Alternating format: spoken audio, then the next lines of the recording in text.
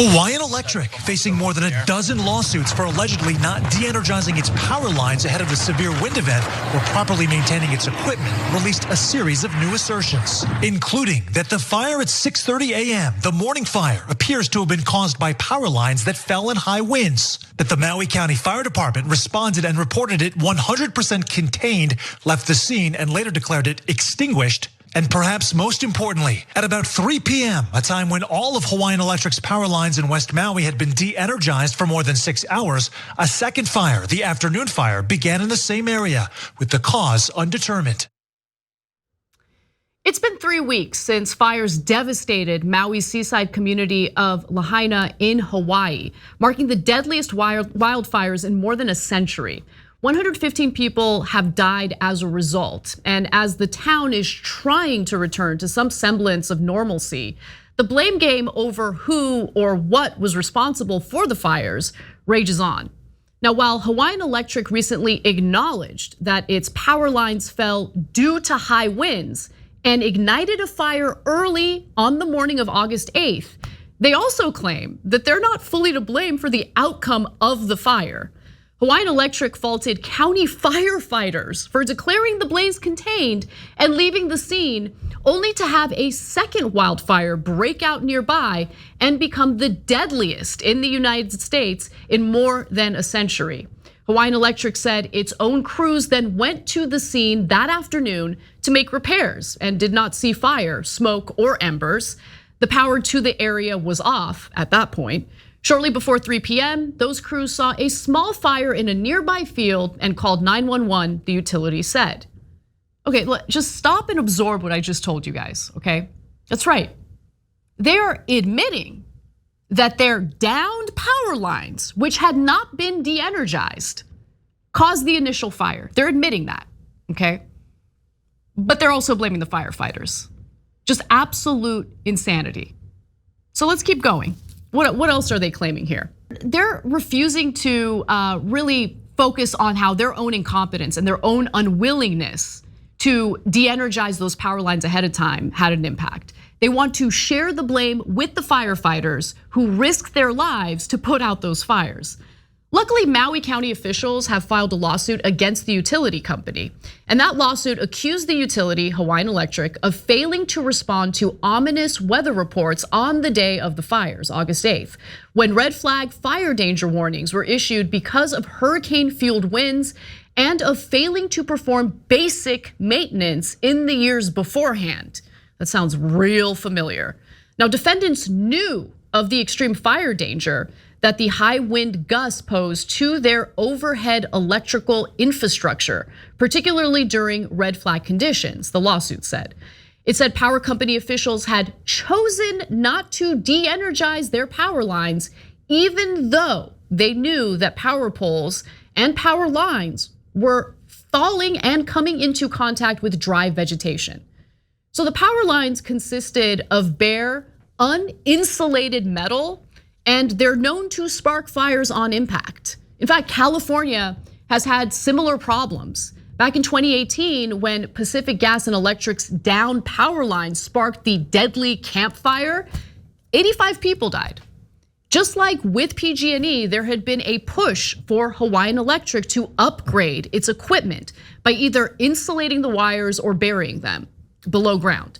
Now, clearly that didn't happen. Equipment upgrades obviously cut into profits, and when the profit motive reigns supreme, you can bet that these utility companies will do little to upgrade a damn thing. It really depends on the local lawmakers and regulators to enforce rules that pressure and force them to, upgrade the equipment so these issues don't come up. Now, compounding the problem is that many of the utilities' 60,000 mostly wooden power poles, which its own documents described as built to an obsolete 1960s standard, were leaning and near the end of their projected lifespan. They were nowhere close to meeting a 2002 national standard that key components of Hawaii's electrical grid be able to withstand 105 mile-per-hour winds. Hawaiian Electric released a statement Sunday night in response to Maui County's lawsuit, calling the complaint factually and legally irresponsible. Hawaiian Electric appeared to blame Maui County for most of the devastation because the fire appeared to reignite that afternoon after the lines were allegedly de-energized. They claimed that its power lines in West Maui had been de-energized for more than 6 hours when the second blaze started. Lawyers suing the utility company luckily aren't buying it. So Richard Freed, a Honolulu attorney working as co-counsel on Maui County's lawsuit, countered that if their power lines hadn't caused the initial fire, this all would be moot. And that's absolutely true. I mean, the fire started as a result of energized power lines that fell and ignited the fire. In an environment, by the way, that was particularly dry and particularly dangerous.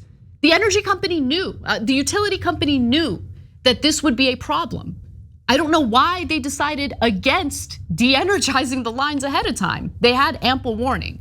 Here's more from attorney Gerald Singleton. We have looked at the evidence very closely. We have people on the ground. There is absolutely no evidence to support HECO's claim.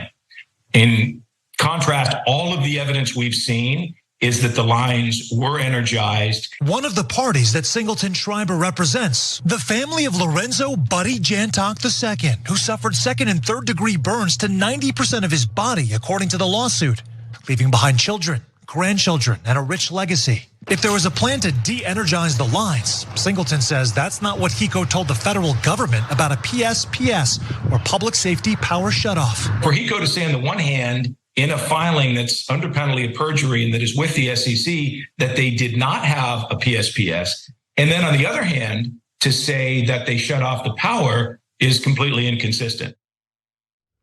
Hawaiian Electric officials didn't respond to the allegations specifically, but instead said this: our primary focus in the wake of this unimaginable tragedy has been to do everything we can to support not just the people of Maui, but also Maui County.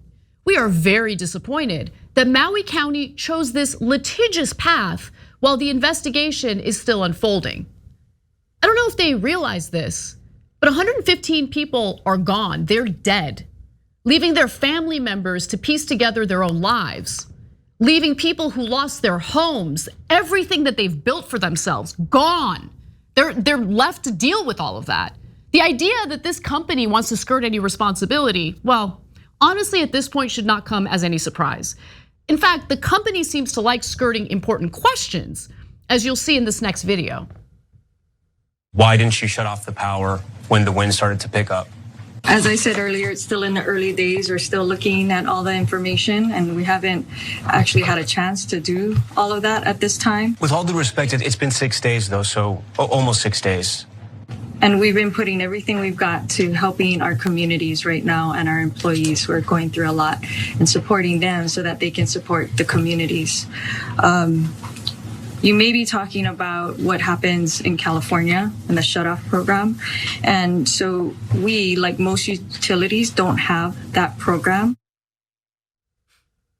Hawaiian Electric is also coming up with some pretty interesting excuses in its defense, claiming that the water system in Lahaina relies on the electrical system to pump water through the network and deliver it to fire hydrants. So the company says that they need to maintain that pumping capability factored into their decision about de-energizing power lines, meaning they didn't want to de-energize the power lines in case there was a fire and the firefighters needed access to that water, which the electricity is important for. Look, honestly, I'm not sure how much truth there is to that. We're not idiots. I mean, consider the fact that they later de-energized power lines as firefighters were combating the blaze. But one thing we do know for sure is that the fire was one of the most deadly fires in modern American history. According to Politico, crews in Hawaii have finished their search for victims, but it's unclear how many people are still missing. Maui Police Chief John Pelletier said urban search and rescue teams have completed 100% of their area, but some search activity continues in the ocean off Lahaina. The FBI is searching 200 yards out along a 4-mile stretch of coastline, but no human remains have been found, he said. There are 110 missing persons reports filed with Maui police, and more than 50 of those remain open cases that are still actively being worked, he said.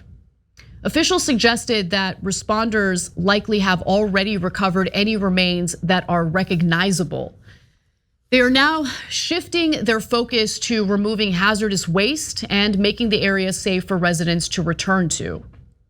But one thing that I will say is that the idea that this utility company is not to blame, completely to blame, and that the attention should be focused on the firefighters is absolutely ludicrous.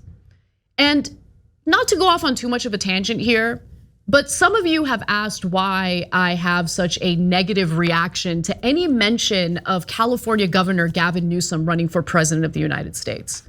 When the Camp Fire killed dozens of people in the state because PG&E couldn't be bothered to upgrade their electrical equipment, they got sued, they went bankrupt, and you know who bailed them out? Gavin Newsom. I'm not okay with that. I'm not okay with slimy, sleazy politicians providing cover for privatized companies that screw over their own constituents. So that's where I stand with Gavin Newsom, or on Gavin Newsom. And that's just the tip of the iceberg with him.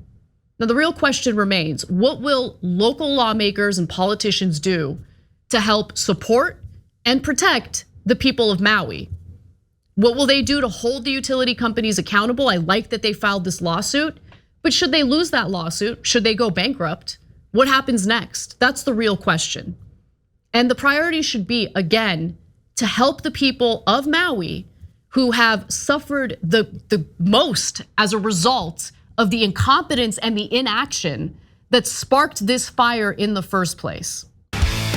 Hey, thanks for watching that video. We really appreciate it, guys. And we appreciate it if you become members, because that allows us to be independent, honest, progressive, all the things that you don't get from corporate media. And all of that is because of you guys. Hit the join button below and become one of us, become a Young Turk.